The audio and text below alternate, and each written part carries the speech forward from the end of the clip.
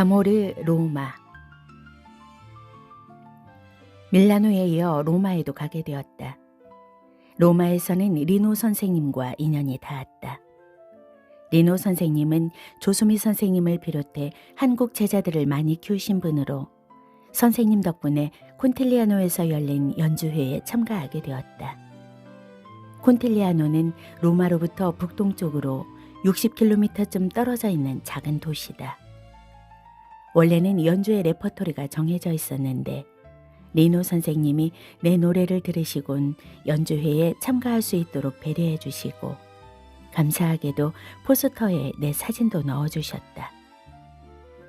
음악을 사랑하기론 이탈리아 역시 독일 못지않은 곳이다. 동네마다 공연장이 하나씩 있을 정도로 클래식에 대한 열정이 높았다. 그 열광적인 사랑을 옆에서 지켜보면 축구와 음악은 이탈리아의 심장과 같다는 생각이 들 정도였다. 동네 극장에서 하는 공연이라고 절대 우습게 보면 안 될 만큼 수준 또한 말도 못하게 높았다. 게다가 콘틸리아노 연주회는 내가 유학 중에 정식으로 서게 된 첫 무대였다. 이탈리아 사람들 앞에서 그들의 언어로 노래를 부르는데 긴장할 수밖에 없었다. 다행히 실수 없이 무사히 노래를 마쳤다. 노래가 끝나자 브라보 소리가 터져나왔다. 20살 남짓한 동양의 남자애가 자기네 노래를 성심성의껏 부르니 칭찬과 격려를 아끼지 않았다. 몇 번의 커튼콜이 이어지고 난 후 갑자기 관객 중에 한 사람이 큰 소리로 뭐라 말을 했다. 극장에 있던 사람들이 와하하하 웃었다. 도대체 무슨 말을 했는지 궁금해서 함께 공연했던 한국인 일행에게 물어보니 놀라운 대답을 들려주었다. 우리가 나갔다가 다시 들어올 테니 이 공연을 처음부터 다시 시작해 줄 수 있을까요? 가슴이 벅차오를 만큼 감동적이었다. 그날 들을 수 있는 최고의 찬사를 들은 것이다. 물론 나에게 한 말이라기보다 전체 공연이 훌륭했기에 들은 말이었다. 덕분에 그 공연의 일원으로 참가했던 일은 지금도 내게 여전히 영광스러운 기억으로 남아있다. 로마에선 산책을 자주 다녔다. 걷다가 노래가 부르고 싶으면 노래를 불렀다. 음악을 사랑하는 나라답게 공원에서 노래를 불러도 사람들이 좋아했다. 자주 불렀던 노래는 이탈리아 가곡이었다. 벨리니의 그대 창에 불 꺼지고와 쿠르티스의 너는 왜 울지 않고를 특히 애창했다. 벨리니가 작곡한 음악은 선율이 정말 아름답다. 쿠르티스는 우리에게도 잘 알려진 돌아오라 소렌토로 나를 잊지 마세요를 작곡한 사람이다. 이탈리아는 오페라 곡도 좋은 게 많았지만 대중음악인 칸초네도 정말 기가 막히게 좋았다. 이탈리아의 국민 테너인 안드레아 보첼리가 부른 노래도 많이 불렀다. 재미있는 점은 로마에서 길거리 청중들이 노래를 듣기만 하지 않고 말도 자주 걸었다. 다른 노래를 또 부를 수 있냐는 식으로 말이다.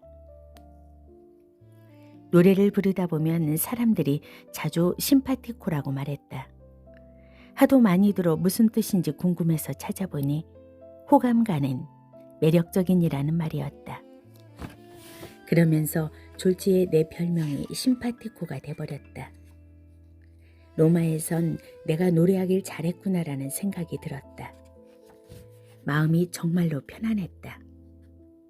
머리카락 색도 눈동자 색도 확연히 다른 이방인이었지만 그들은 나를 노래 부르는 사람으로 인정하고 받아주었다.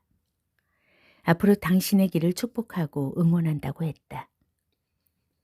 이때의 일을 한국에 돌아와 힘들 때마다 떠올려보곤 했다. 그러면 내 안에서 긍정적인 기운이 솟아났다. 내가 노래를 얼마나 좋아하는지 새삼 깨닫고 다시 힘을 낼 수 있었다. 노래하는 당신이 매력적이고 당신의 앞날을 축복하며 행복을 기원한다라는 말을 낯선 이로부터 들었던 기억은 오랫동안 내 삶에서 옹달샘 같은 역할을 해주었다. 이런 행복했던 기억이 어쩌면 이후에 찾아든 힘든 시기를 극복할 수 있게 한 숨은 힘이었는지도 모르겠다.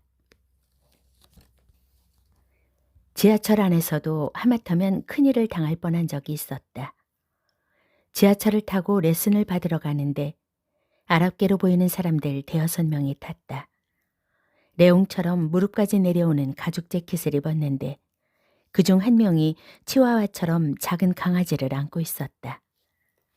가만히 그냥 안고 가면 별일 없었을 텐데 하필이면 강아지를 바닥에 내려놓았고 내려놓자마자 강아지가 나한테 달려왔다. 주인도 보고 있기만 할 뿐 말릴 생각이 없는 듯했다. 순간 화들짝 놀란 내가 오지 말라고 발로 살짝 밀어내는 신용을 했는데 갑자기 그 사람들 표정이 험악해졌다. 딱 봐도 분위기가 심상치 않았다. 등에서 식은땀이 흘러내렸다. 지금까지 무사히 버텼는데 로마 지하철 안에서 죽는구나 싶었다.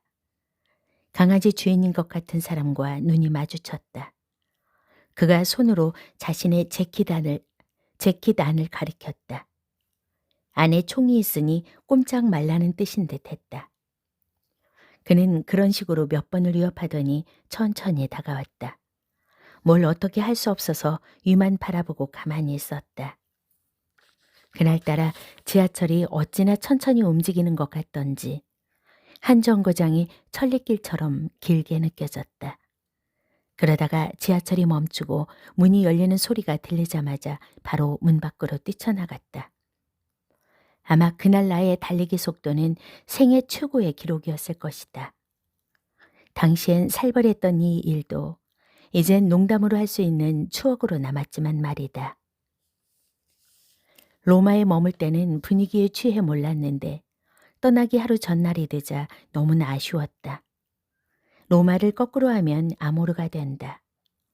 누구든 로마에 오면 로마와 사랑에 빠질 수밖에 없어서 로마는 사랑이라고 했는데 그 말이 딱 맞았다. 아모르 로마는 내게 평생 사라지지 않을 특별한 취미도 남겼다.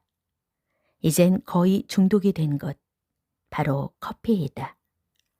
로마에서 처음으로 에스프레소를 마셨는데 커피 향이 몇 시간이나 입안에서 감돌았다. 로마는 커피라면 그저 시커멓고 쓰기만 하며 왜 굳이 돈을 내고 사 먹는지 이해할 수 없을 정도로 맛없는 액체로 알던 나를 완전히 새로운 사람으로 만들어버렸다. 이날 이후 사람은 변한다는 말을 철석같이 믿게 되었다. 한국에 와선 에스프레소보다 아메리카노를 자주 먹고 있지만 지금까지도 커피를 만끽하며 살고 있다. 커피 이야기를 했으니 아이스크림에 대한 찬사도 빼놓을 수 없겠다. 로마의 젤라또는 단연코 세계 최고이다. 밀라노와 로마 외에 가슴에 품고 있는 이탈리아의 도시는 베로나이다. 언젠가 꼭 서고 싶은 무대가 있기 때문이다. 바로 아레나 디 베로나이다. 베로나에 있는 아레나는 도심 한가운데에 자리 잡고 있는데 로마의 콜로세움에 비견할 만큼 거대한 경기장이다. 과거 검투사와 사자가 싸우던 곳이 지금은 매년 여름마다 오페라 공연을 하는 곳으로 멋지게 바뀌었다. 해마다 50만 명의 사람들이 찾아오고 만석일 경우 2만 5천 명 정도까지 수용하는데 지금은 안전 문제로 1회 공연 관람객을 1만 5천 명 정도로 제한한다고 한다. 세계에서 가장 큰 실내 극장인 뉴욕의 메트로폴리탄 오페라 하우스가 3,800개 정도의 좌석을 보유하고 있으니 아레나 디 베로나가 얼마나 큰지 알 수 있을 것이다. 그래서인지 홍보 문구도 세계에서 가장 큰 오페라 하우스다. 아레나 디 베로나의 가장 큰 매력은 야유의 원형 무대라는 점일 것이다. 서기 30년경에 세워졌다고 하니 거의 2000년이나 된 역사 깊은 건물이다. 이 무대에 선 음악가들만 살펴봐도 마리아 칼라스와 같은 세기의 디바를 비롯하여 핑크 플로이드, 디퍼플, 스팅, 폴 맥카트니, 휘트니 휴스턴 등 쟁쟁하다. 록밴드와 팝 가수까지 장르와 상관없이 세계 최고의 뮤지션들이 선 무대인 것이다. 그들처럼 세계의 최고의 뮤지션이 되겠다는 게 아니라 그만큼 역사 깊은 무대에 서서 수준 높은 관객들 앞에서 내 노래를 들려드리고 싶다. 내 생에 딱 하루만이라도 그런 날이 오기를 바랄 뿐이다.